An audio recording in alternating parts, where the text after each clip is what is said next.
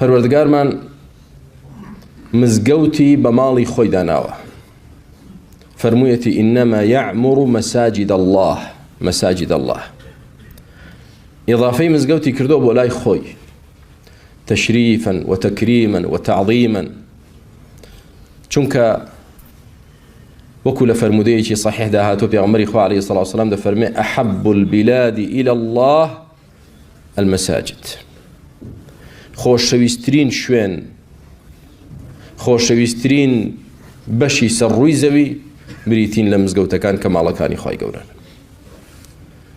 بۆیە هەر کەسێک دڵی بە مزگەوتەوە بێت و مزگەوتی خۆش بوێت و لە ئەهلی مزگەوت بێت، ئەو ڕۆژی قیامەت لە ژێر سێبەری پەروەردگاری دەبێت.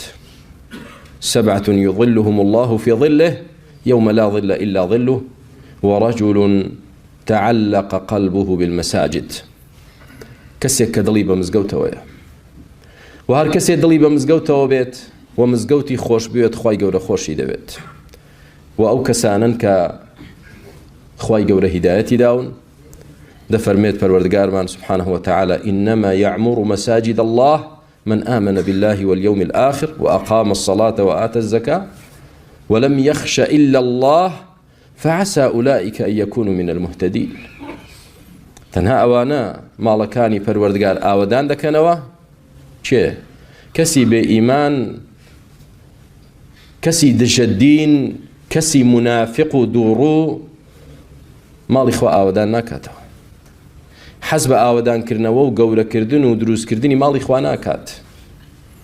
ئەی چێن ئەوانەی کە گرنگی بە ماڵەکانی خوا دەدەن و بە گەورەی دەزانن و دروستی دەکەن و ئاوەدانی دەکەنەوە چێن؟ خوای گەورە شایەتی بۆ ئەو کەسان نەداوە، فەرموویەتی من آمن بالله واليوم الآخر. ئەوانەی کە ئیعماری مزگەوتەکان و ماڵەکانی خوا دەکەن و ئاوەدانی دەکەنەوە، ئەوانە ئیمانیان بەخوا و بە ڕۆژی دوایی هەیە، نوێژ دەکەن، زەکات دەدەن. ولم يخش إلا الله، لە خوای گەورە نەبێ لە کەسی تر ناترسن.